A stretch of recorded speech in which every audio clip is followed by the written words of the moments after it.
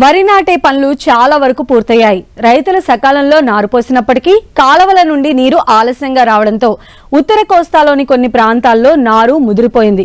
ప్రస్తుతం నాట్లు వేసేందుకు రైతులు సిద్ధమవుతున్నారు. అయితే ముదురు నారు నాటే రైతాంగం యాజమాన్యంలో తగిన మార్పులు చేసుకోవడం తప్పనిసరి. ముదురు నారును నాటే రైతాంగం పొలంలో మొక్కల సాంద్రత తగిన విధంగా ఉండేలా చూసుకోవడమే కాకుండా ఎరువులు, కలుపు నివారణ చర్యలు చేపట్టాలని సూచిస్తున్నారు శ్రీకాకుళం జిల్లా రాగోలు వ్యవసాయ పరిశోధన స్థానం సీనియర్ శాస్త్రవేత్త శేఖర్.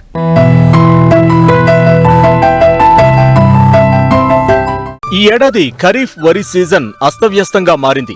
చాలా ప్రాంతాల్లో సకాలంలో నార్లు పోసినప్పటికీ అధిక వర్షాల కారణంగా నారుమడులు దెబ్బతిన్నాయి.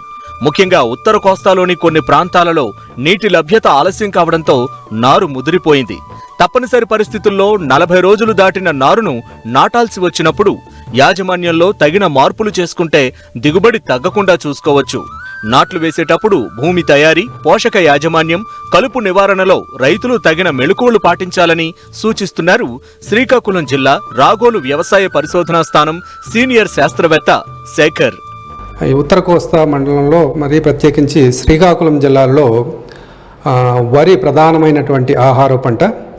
ప్రస్తుత తరుణంలో మనకు రైతు సోదరులు ఈ నాట్లు వేసుకోవడానికి ఆఖరి దశలో ఉన్నారు.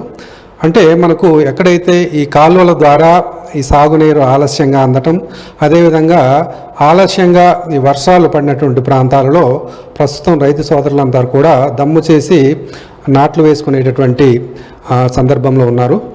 ఇక్కడ ప్రధానంగా మనకు ఏదైతే ఈ ముదురు నారు నాటేటటువంటి పరిస్థితుల్లో మనకు రైతులు తీసుకోవాల్సినటువంటి జాగ్రత్తల్లో ముఖ్యంగా దగ్గరగా నాటుకోవడం, అదేవిధంగా మనకు సిఫారసు చేసినటువంటి ఈ పోషకాల యాజమాన్యాన్ని ఎకరానికి 32 కేజీల నత్రజని, 20 కేజీల భాస్వరం, అదేవిధంగా 20 కేజీల పొటాసును సిఫారసు చేస్తూ ఉన్నాము.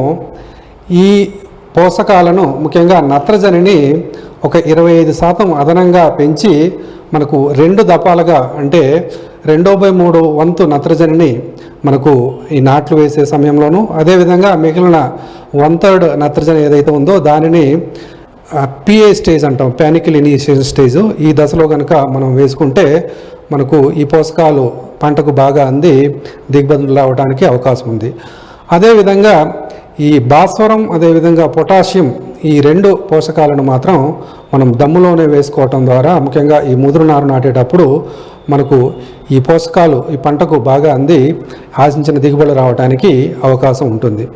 అదేవిధంగా మనకు ఈ కలుపు యాజమాన్యం విషయానికి వచ్చినప్పుడు మనకు ఈ నాట్లు వేసిన 45 రోజుల వరకు మనకు పొలంలో కలుపు లేకుండా చూసుకోవటం ద్వారా మనకు ఏదైతే మనకు ఈ సిఫార్సు చేసినటువంటి దిగుబడులు ఉన్నాయో అవి పొందడానికి అవకాశం ఉంటుంది.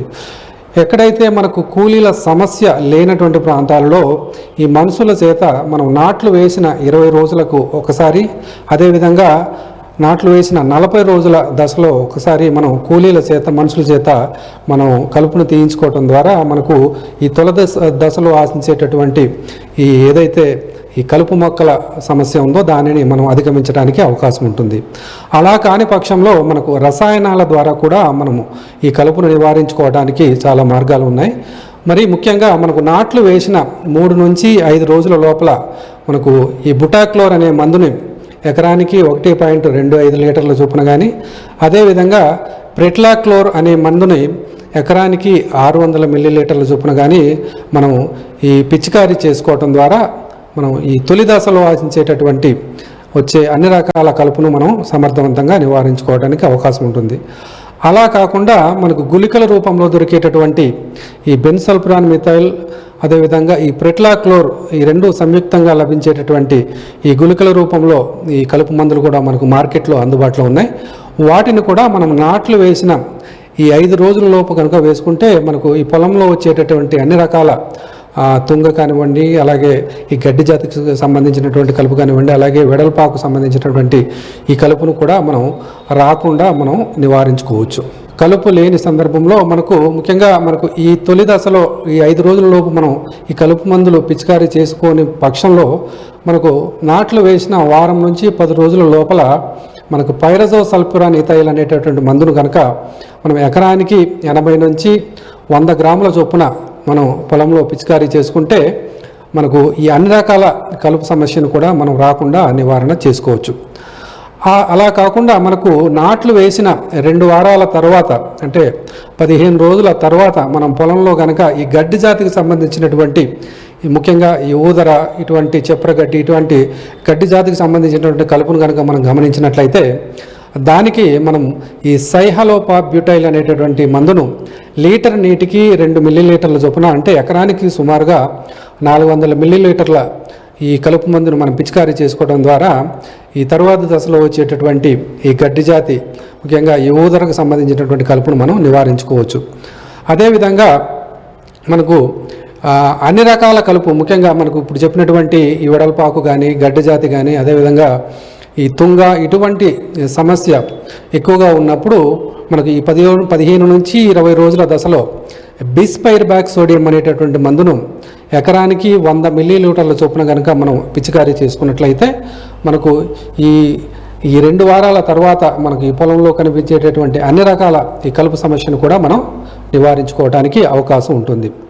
అదేవిధంగా మనకు ఆఖరి దశలో అంటే లేటుగా అంటే మనకు నాట్లు వేసినటువంటి 25 నుంచి 30 రోజుల దశలో అంటే సుమారు 1 రోజుల తర్వాత కనుక మనం పొలంలో ఈ గడ్డి జాతి కనుక సంబంధించినటువంటి కలుపు కనుక మనం గమనించినట్లయితే ఈ ఫెనాక్సాప్రాప్ ఇథైల్ అనేటటువంటి మందును ఎకరానికి 50 గ్రాముల చొప్పున కనుక మనం పిచికారీ చేసుకున్నట్లయితే ఇక మనకు ఆలస్యంగా ఈ పొలంలో మూలిసేటటువంటి ఈ ఊదర అట్లా అదేవిధంగా మిగతా గడ్డి జాతికి సంబంధించినటువంటి కలుపును మనం నివారించుకోవడానికి అవకాశం ఉంటుంది.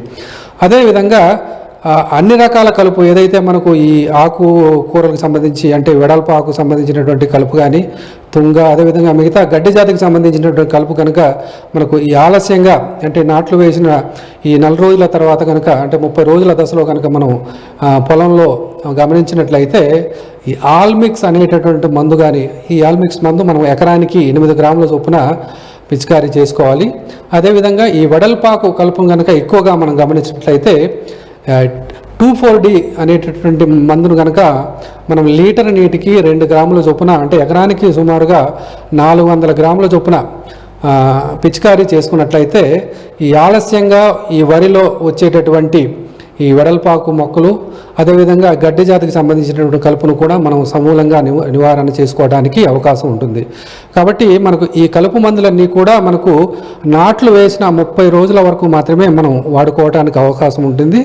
దాని తర్వాత ఏ విధమైనటువంటి కలుపును కనుక మనం ఈ పొలంలో గమనించినప్పుడు మనుషుల చేత తీయించుకోవటం చాలా ఉత్తమమైనటువంటి మార్గం అండి. ముఖ్యంగా ఈ కలుపు మందులు పిచికారీ చేసే సమయంలో మనం ఈ పొలంలో చాలా తక్కువ నీరు పెట్టుకొని మనం పిచికారీ చేసుకున్న తర్వాత కనీసం మనకు ఒక 6 నుంచి 7 గంటల వరకు ఎటువంటి వర్షపాతం లేకుండా ఉన్నట్లయితే మనం ఇప్పుడు చెప్పినటువంటి మందులన్నీ కూడా చాలా బాగా పనిచేసి ఈ కలుపును నివారించుకోవడానికి అవకాశం ఉంటుందండి.